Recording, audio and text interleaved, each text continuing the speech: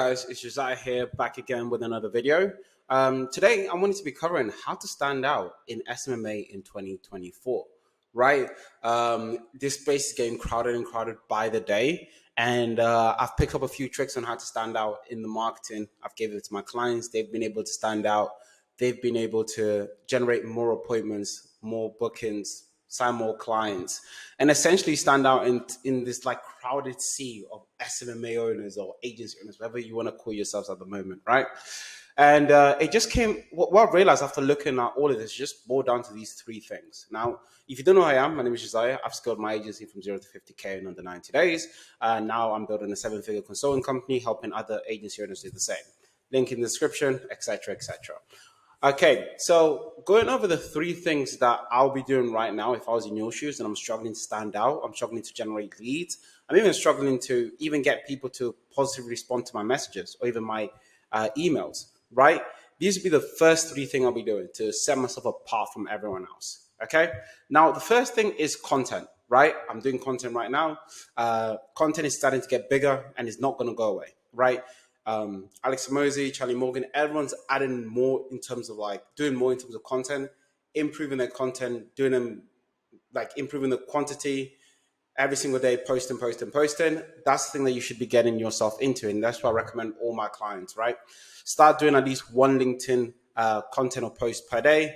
YouTube around 2 to 3 per week. Okay. Now, YouTube doesn't have to be anything crazy. It could just be literally what I'm doing now, just a Miro board. The reason why you're doing this is because as you're sending out emails, right? And when I was getting the agency, this is the exact same thing that we're doing. We had YouTube content and LinkedIn content, but once we're sending out emails, people used to search our names up and they used to stumble into our YouTube, used to stumble into our LinkedIn. And that LinkedIn content not only nurtured them, right? But when we go into the sales calls with them, they were like, hey, I know what you guys doing. I seen your case studies. I seen your content. And they were just so warm. They're ready to do business with us, right? On the first call.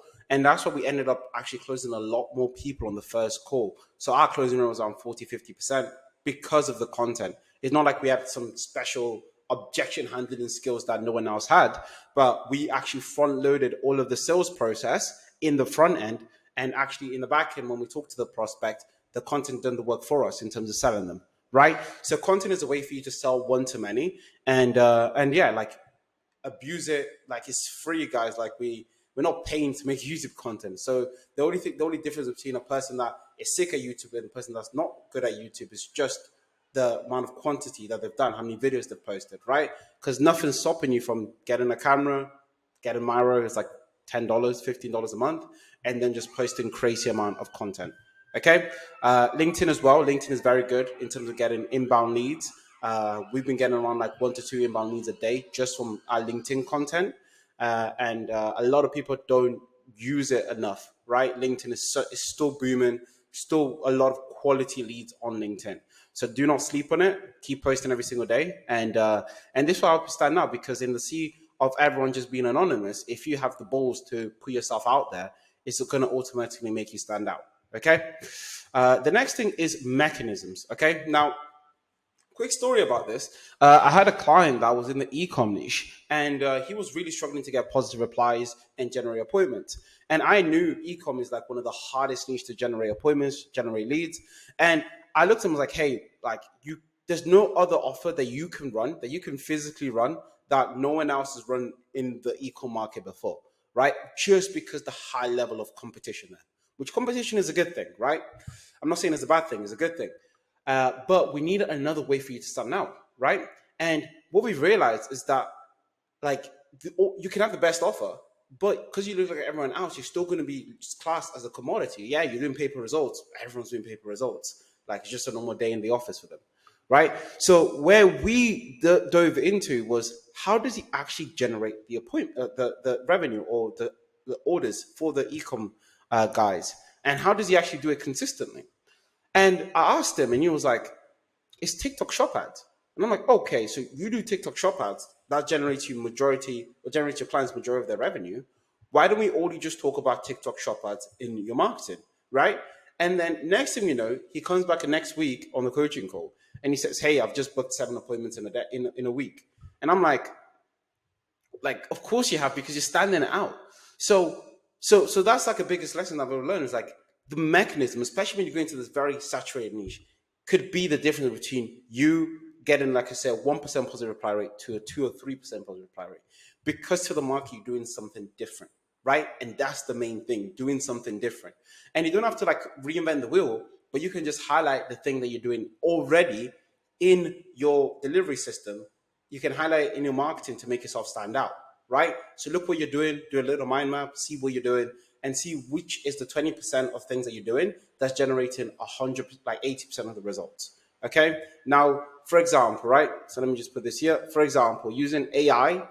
So if you're using AI, talk about that. If you're doing a partnership model where you're actually partnering with them, you're doing business decisions, you're helping them do a strategy, talk about that in your marketing. Okay. Placing setters or closers, that could be a mechanism, right? It is a mechanism. You can use that in your marketing as well. Like I said, TikTok ads as well, you can use that in your marketing.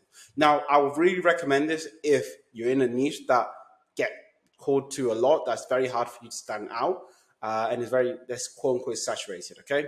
I would definitely suggest you having a mechanism part to your marketing, okay?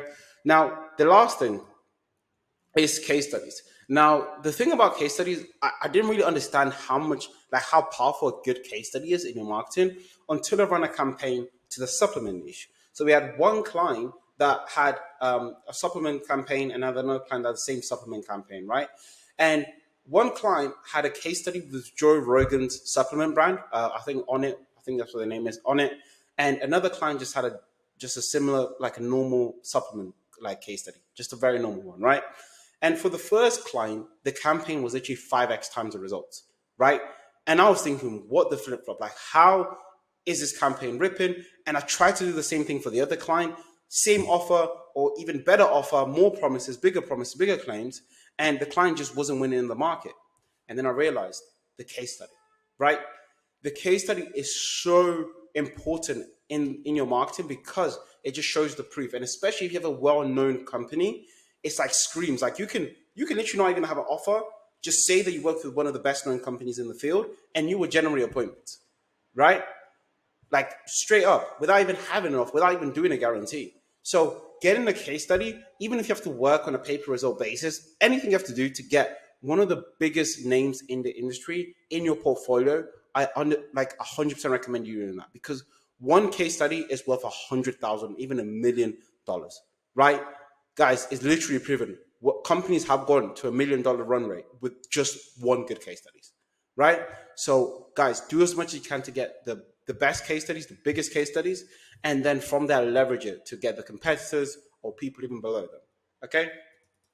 Now, in terms of things you can do, so like I said, get the biggest name in your industry. But another thing you can do is actually interview the biggest name in your industry to get that association. So, like I said, with the YouTube content, you can start interviewing bigger names in your industry so you can get associated with them and it can build that trust factor as well, right? And you can leverage off their audience and their personal brand. Okay, so these are the main three things I'll be focusing on right now if I want to stand out in 2024, right? These three things. And if you need help implementing all these three things in your agency, we've got a one-on-one mentorship below. Just click the button. If not, just like, subscribe, show the boys some love, and yeah, hopefully you can use this, generate more appointments, get bloody rich, and see you in the next video. Bye.